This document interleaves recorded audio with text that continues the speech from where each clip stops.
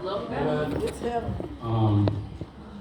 There are few words to describe the honor when my younger brother called me and said, we're going to be honoring Auntie Phyllis at Founders Day, as well as my Aunt Myrtle, and would you put something together? And I said to him, I'll write something and I'll let you know in a few days whether or not I'll fly back.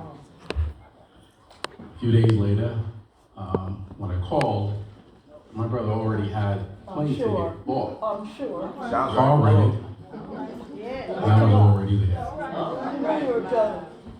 And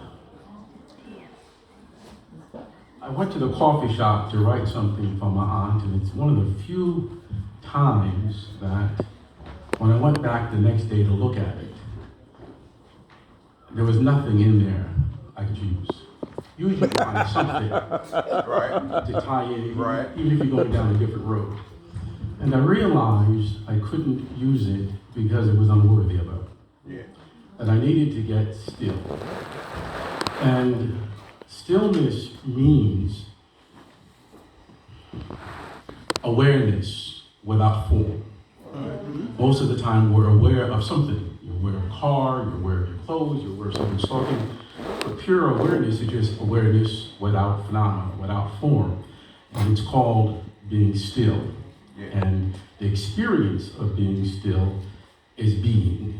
Being means, when they said the song, in him I live and have my being, it's before the movement of thought. So I had to get still. Because I realized we were talking about two women in their 90s. Yeah. Let me say that again, in their 90s. Yeah. And before I go over what I put together for my Aunt Phyllis, let me say a word or two for my Aunt Myrtle. She has been the only one. That doesn't mean everyone doesn't love and care. Exactly. Periodically, I might get a call from my cousin Denise Butler. But by and large, my Aunt Myrtle will call me and so just ask me how I'm doing. And it's touching because you take for granted when you're so far away that the person's fine, not going through stuff. And she has always been the one who calls, checks on me. And she'll always end with, I love you more. So I want you to be aware that I appreciate it. I briefly want to say again, the reason I have a driver's license, I said this story, is because of her. I want to quickly say for those of you who were not when we celebrated her 90th birthday, I would always hang out with my cousin Myrtle back in the day. And one time she came home, my aunt, I was 17 years old, and she says, John, you know, my Myrtle talks, John. Right. Drive me over here. And I said, well, Auntie Myrtle, I can't. I don't have a driver's license. You don't have a driver's license? No, you know how to drive? And so I kind of said, but we didn't have a car then, direct street. And I think it was like maybe on a Sunday or Monday. And she said, well, come back here in 2 days and we'll go get you a driver's license. Well, you know you got to study for that. And we didn't have a car. But she said, come back in 2 days. So a friend of mine that had a car, we went around the school parking lot for a little bit. Then I realized, he said to me, you know you need to pass a test. So somehow I got a little booklet and memorized all night because I didn't want to embarrass her and not pass the test. Came back to her house, she took me to motor vehicles, and I got a driver's license because of her.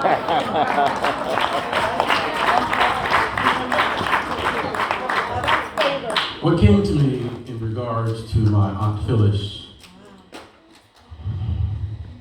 and it may be parts of it that I get emotional, so bear with me. It's all right. I've entitled it,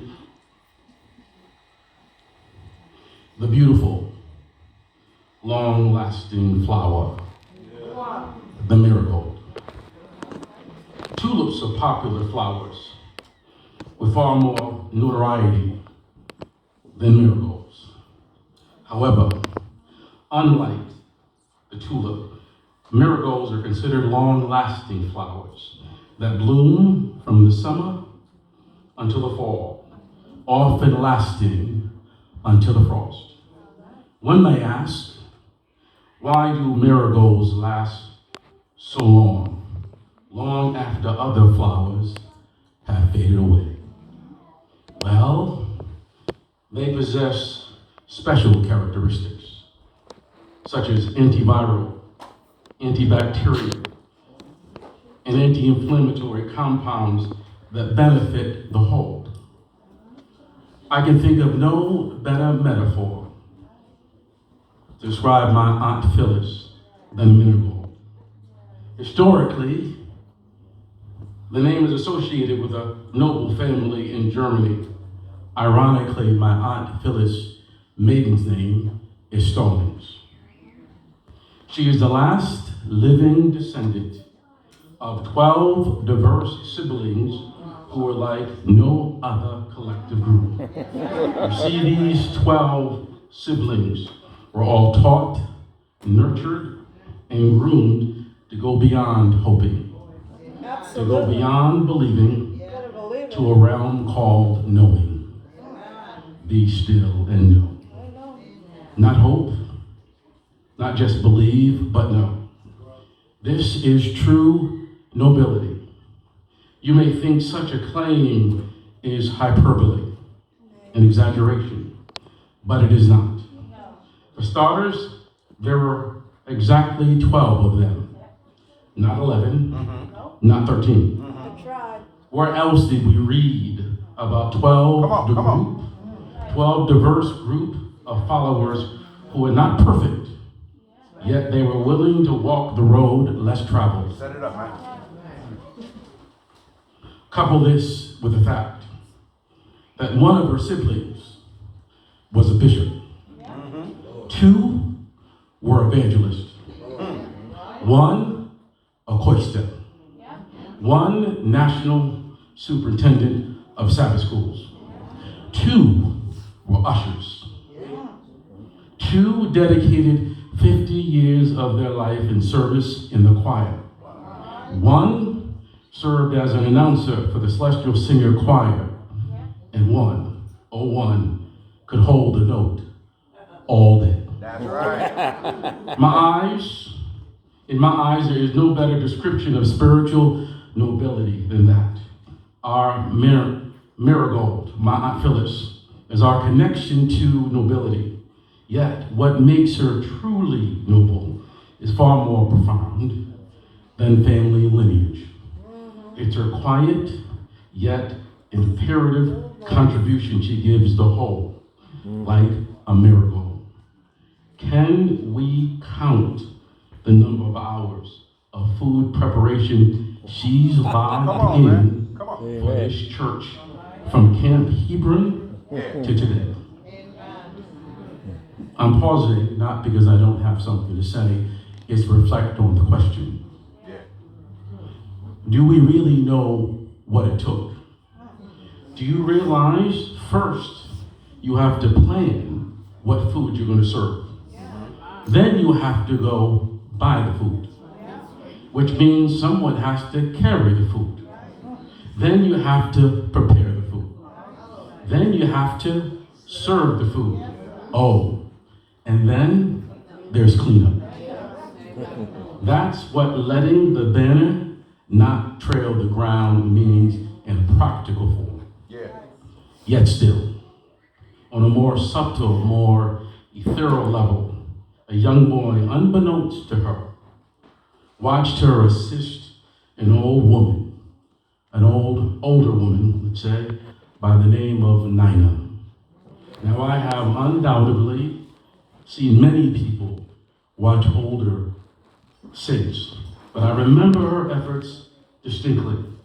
Something about what she was doing was so sincere, so genuine, so authentic, it implanted a memory in a young boy's mind.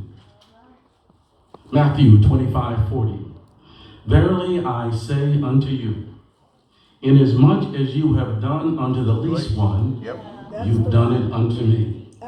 Ironically, about 15 years ago, we were about to honor my mother in Seaford, Delaware, in an afternoon service, just like we're doing for my aunt today. During recess, I casually walked from my cousin Phyllis' house down to my Uncle Pete's house. When I walked in, without knocking, I realized there was total silence in the house, and my thought was, where did everybody go? Then I looked to the left, and there in the den was my mother, sitting there completely still, with my Aunt Phyllis directly in front of her, fixing her hair. They were both totally silent. Neither of them saw me as my body intuitively froze. It was as if my nervous system sensed the uniqueness of the moment. My Aunt Phyllis was doing something I could not do. You see, she had been my sister. She had been my mother's sister for close to 8 years by this point. Therefore, no one could do what she was doing, how she was doing it, when she was doing it, the way she was doing it. It's all right. This seemingly benign act profoundly conveyed so much to me. Her sister bond, the importance of the moment, the significance of the day. My Aunt Phyllis was helping her older sister with the same tenderness, the same love that I seen her do with Nina. I never thanked her for that moment that I remember so vividly. So I'd like to thank her right now. When I think of my mother, the picture of the two of them in the den is the most explicit memory I have. Our Myrtle, my Aunt Phyllis, is our link to the knowing what true service looks like. Our link to the storybook Camelot 12, who operated in the realm of knowing.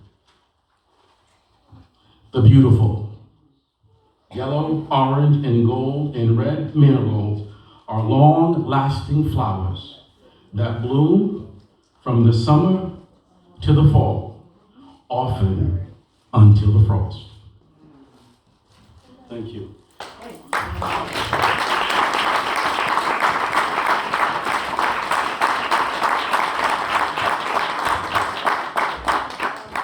This morning I was at my brother's house and we were listening to some sounds, and the significance of the family that I referred to, the 12 that were like none other, I thought a very symbolic representation, especially for those that don't have as much of an intimate relationship with the family, is to witness the gift that she gives us, which is her linkage to the 12.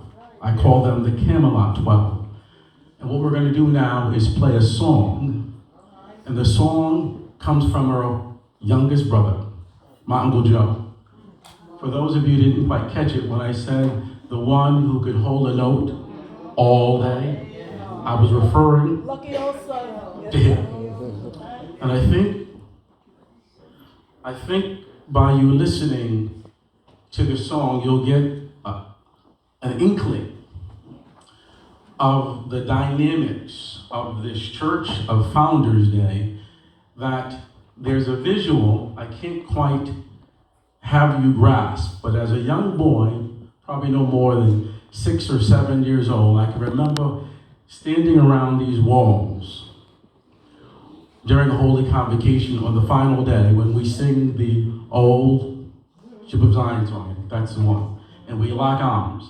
And at that point, other than my Aunt Phyllis that was down in Miami, we had the entire group of 12, which is what New Haven really means to me. So this song that we're about to play is really a gift to my aunt, so she can hear her baby brother sing the song that was one of the most powerful songs that's kind of a reflection of the family.